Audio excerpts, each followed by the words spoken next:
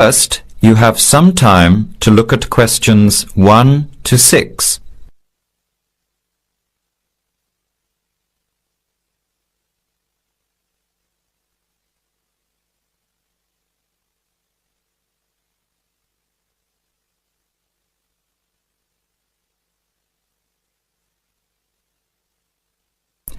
Answer the questions as you listen.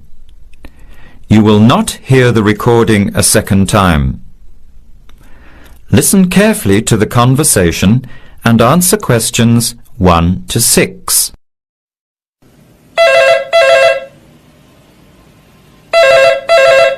Hello. Hello. Can I speak to Eleanor, please? This is Eleanor speaking. Hi. My name is Jan. I'm calling about the car that was advertised on the notice board in the Student Union building. Is it still for sale? Yes, it is. Your ad says it's a 1985 Celica, in good condition. It's old, but it has been well looked after. My family has had the car for 10 years. I'm just the third owner and my mother had it before me, so we know its history. We've got all the receipts and records. It's had regular maintenance and the brakes were done last year. It runs really well but looks its age. Why are you selling it, by the way? Well, I'm going overseas next month to study. I'll be away for at least 2 years, so I have to sell it. Unfortunately, it's been a good car. You want $1,500, is that right? I was asking $2,000, but since I need to sell it quickly, I've reduced the price. Would you like to come and take it for a drive? I don't live far from the university. Yes, I'd like to have a look. What time would suit you?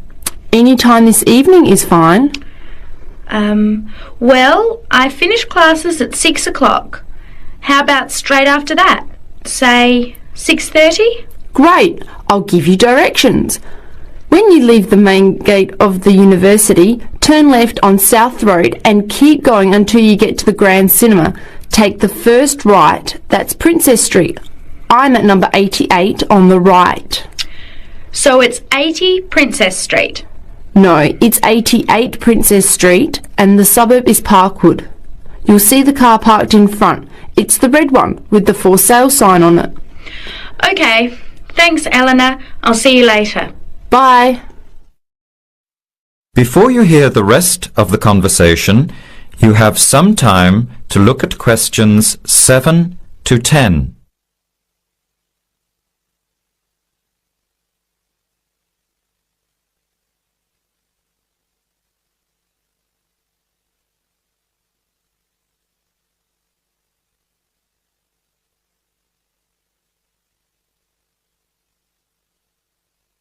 Later that day, at the university, Jan meets up with her friend Sam and tells him about the car. Hi Sam. Hey Jan, what's happening? I'm glad I ran into you. I've decided I have to get a car. You're gonna buy a car? Do you really need one? I'd probably still be driving except that my car broke down last year. Instead of getting another one, I just moved closer to the university and went back to riding a bike. Better for the environment, better for my health, and I save a lot of money. Did it really cost that much? Well, when you think of registration, insurance, rising petrol costs, parking plus maintenance and repairs, it adds up. I know it's going to be expensive, but I really need my own transportation. It takes half an hour by bus each way to university as it is. But now I'm working at night in the city. There's no way I want to hang around waiting for a bus late at night, then walk 3 blocks home alone. Hey, I think you've got a point there. So what kind of car are you looking at? It's an 85 Celica, same kind as I used to have. The owner's asking $1,500. That's pretty old. How many kilometres has it done? You know, I forgot to ask. I'll have to check tonight when I go see it. Would you be able to come with me to have a look at about 6:30? Sure, I'll come, but I don't know a lot about cars. I do know one thing though. I wouldn't buy an old car without having a mechanic look at it first. That's a good idea. But won't it cost a lot? Not really. You can get a check done through the Automobile Association for $80 and it comes with a report on the condition of the car, It can save you a lot of money in the long run. I'll keep that in mind. So we have to get to Parkwood at 6:30. Do you want to take the bus?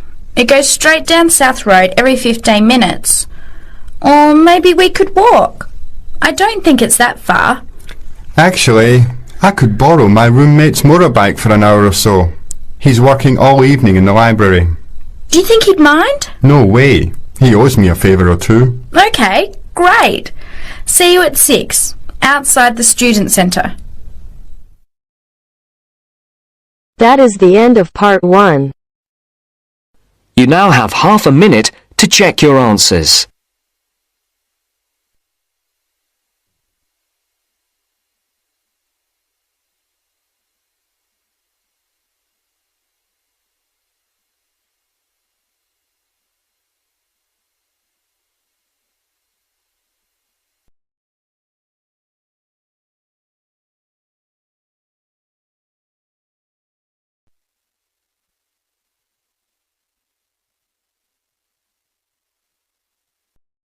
Now turns to part 2. Part 2. You will hear two flatmates, Tom and Richard, talking about their new flatmate who has just moved in the week before. First, you have some time to look at questions 11 to 16.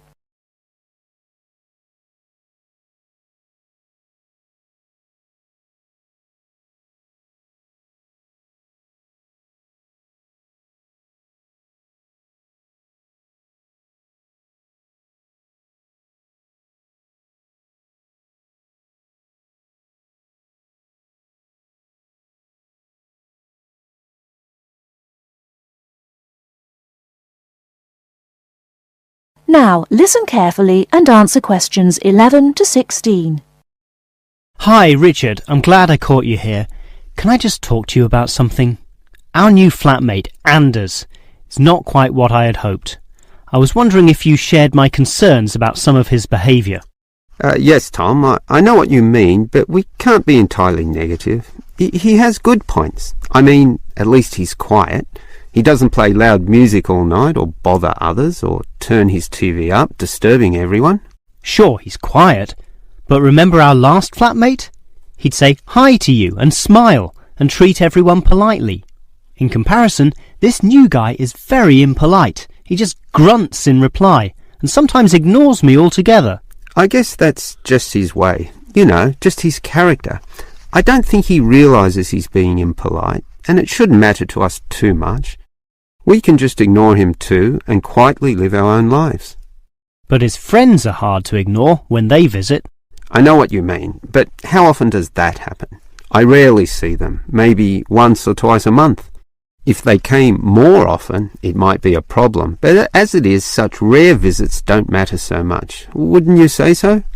Well, I'm not sure, since it's very obvious when they're here because of all the cigarette smoke in the house. It stinks up the place, and you know we don't allow smoking on the premises. Well, I've never seen them doing this. Maybe they do it outside. Perhaps we can talk to Anders about it. Always remember, though, in one respect, he's a good tenant, and it's the most important aspect.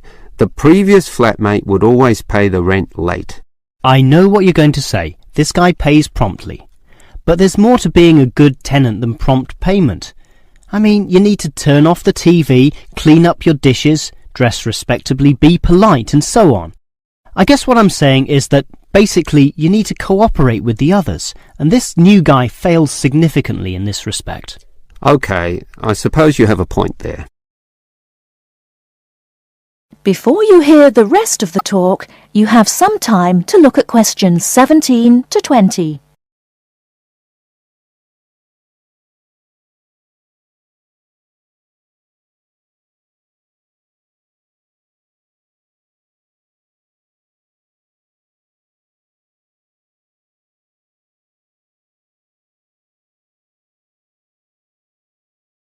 Now listen and answer questions 17 to 20. I tell you what, Tom, why don't we talk to our new flatmate, Anders, about these issues?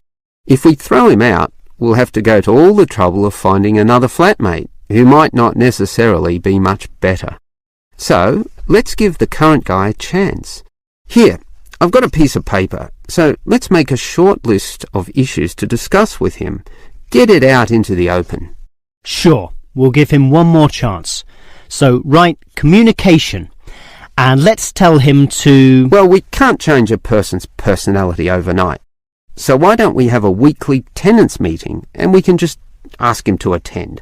That way we can get to know him better. I'll write attend meeting and we can take it from there.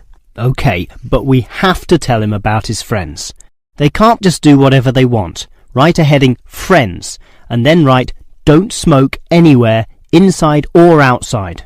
Well, instead of being so direct and possibly causing offence, I'll just write follow rules and verbally mention the rules. TV off by 10 p.m, no loud music or bad behaviour, including smoking. OK, do that, but I still think we need to specifically mention that last issue. You know how I can't stand the habit.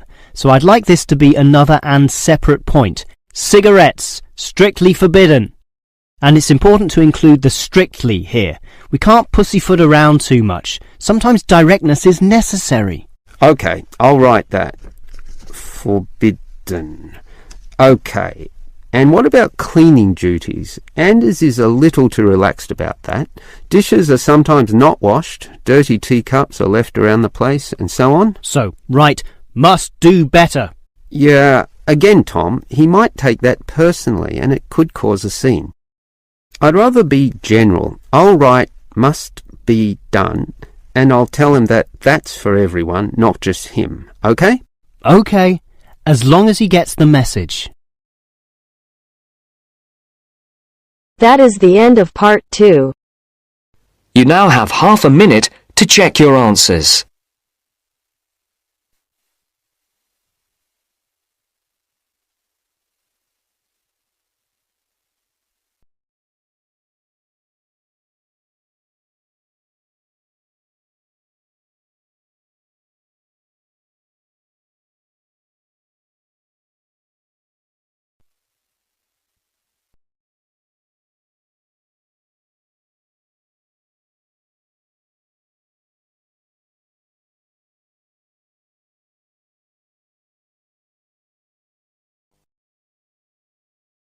Section 3.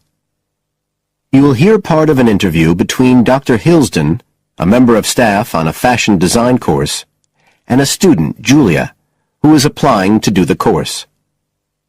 First, you have some time to look at questions 21 to 23 on page 130.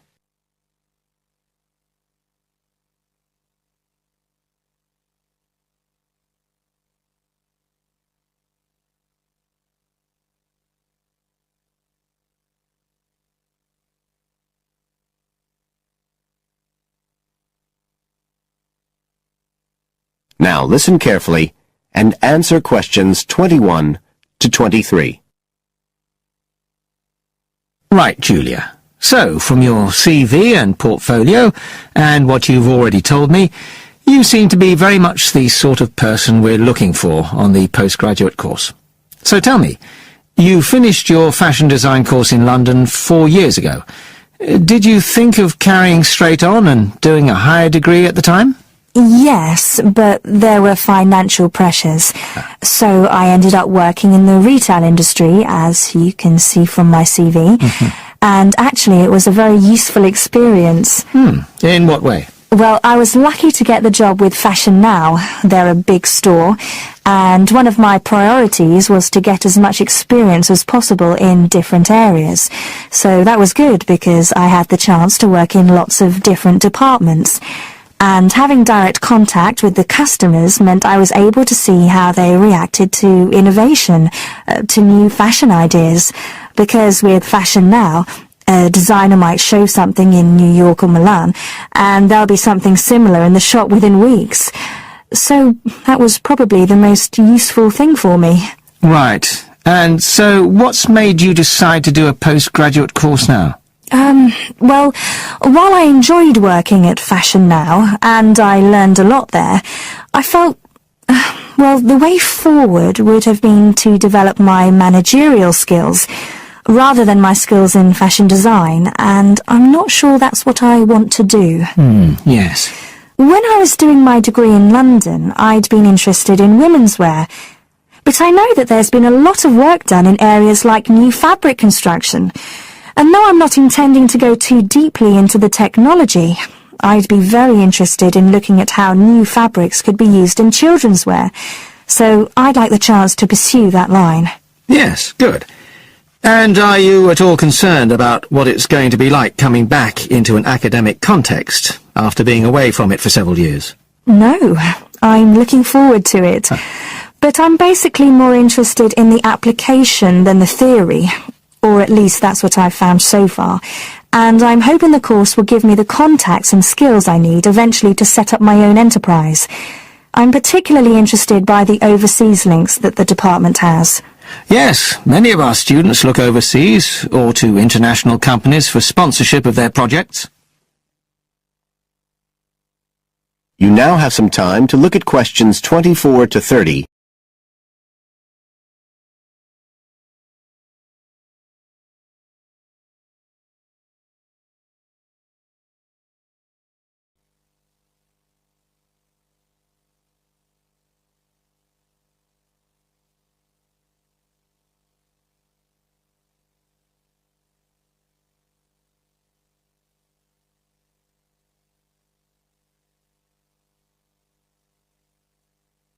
Now listen and answer questions 24 to 30. And the facilities here look excellent. I just went to look at the library. It's really impressive. There's so much room compared with the one at my old university. Yes, most students find it's a good place to study. And there are link-ups to other universities, of course, and all the usual electronic sources. The staff run an information skills program, which we recommend all postgraduates do in the first week or two. Design students find these special collections particularly useful. Yes. Then we have a separate computer centre, which has its own academic coordinator, Tim Spender. He's got a background in art design, and the ethos of the centre is that it's a studio for innovation and creativity, rather than a computer laboratory. Oh, right. I liked the study spaces where students can sit and discuss work together. Very useful for joint projects. We always had to do that sort of thing in the cafeteria when I was an undergraduate.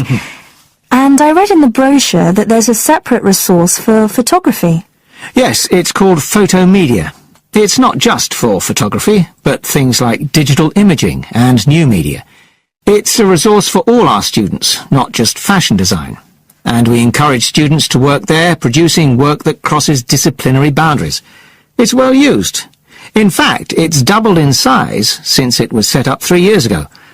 And we also have an offshoot from that, which is called time-based media. This is for students who want to develop their ideas in the area of the moving image or sound. That's in a new building that was specially built for it just last year. But there are plans to expand it, as the present facilities are overstretched already. Right. Now, is there anything you'd like to ask about the course itself? I know it's a combination of taught modules and a specialist project, but how does assessment fit in? Well, as you'd expect on a course of this nature, it's an ongoing process. The degree course has 4 stages, and there are what we call progress reviews at the end of each of the first 3. Then the final assessment is based on your project. You have to produce a report, which is a critical reflection on your work. And is there some sort of fashion show? There's an exhibition. The projects aren't all focused on clothes as such. Some are more experimental, so that seems more appropriate. We ask representatives of fashion companies along, and it's usually well attended. Right. And another thing I wanted to ask. That is the end of section 3. You now have half a minute to check your answers.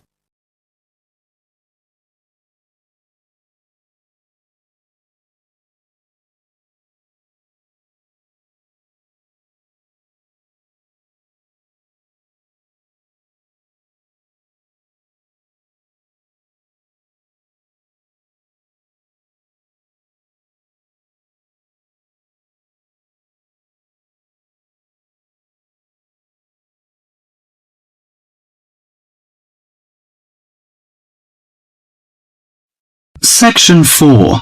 In this section, you will hear a lecture on the research on teen brain. Now you have half a minute to read the questions 31 to 40.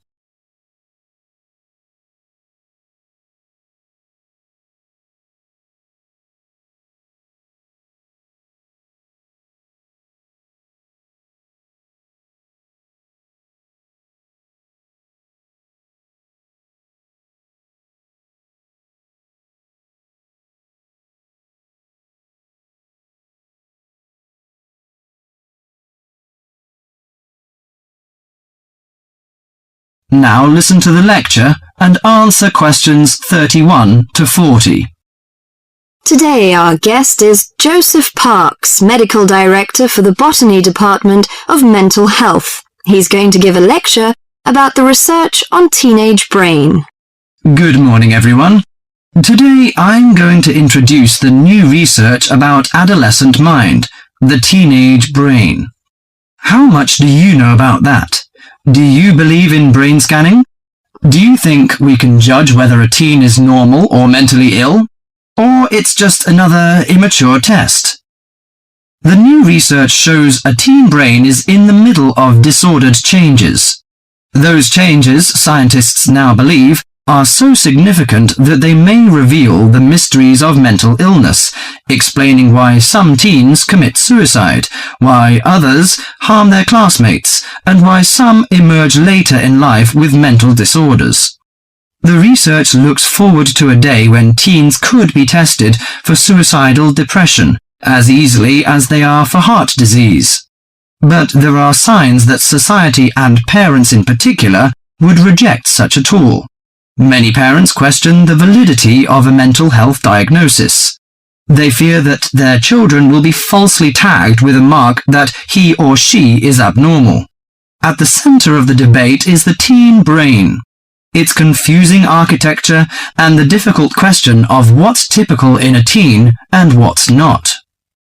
Under the old thinking, the adolescent brain was fully formed, needing only to be filled with facts, figures, and experiences to become an adult mind. At the same time, many people rejected the idea that young people were even capable of developing mental illnesses. However, the new research shows a teenage brain is an organ in transition. It has an unstable and vulnerable composition. The evolving teenage brain clearly isn't adult-like until the early 20s. If teens act young and stupid, it may be because brain areas that govern rational thought are not mature yet. All that is fine when the brain develops normally. But if the teen brain fails to successfully reinvent itself as an adult brain, mental illness may happen. Researchers increasingly believe if that process stops for some reason, teens are likely to develop mental illness. Early warning signs might be disregarded, as adults may think them the typical teen behaviors. Perhaps the chief hope of the new research is that it could make a difference for teenagers suffering from mental disorder and major depression. These can lead to suicide, which for years has been the leading cause of death for teens.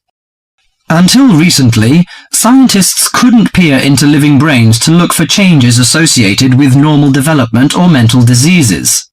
That is beginning to change as researchers develop ever more sensitive brain scanners. However, the composite pictures are somewhat misleading. A snapshot of an individual brain may fall somewhere between normal and mentally ill.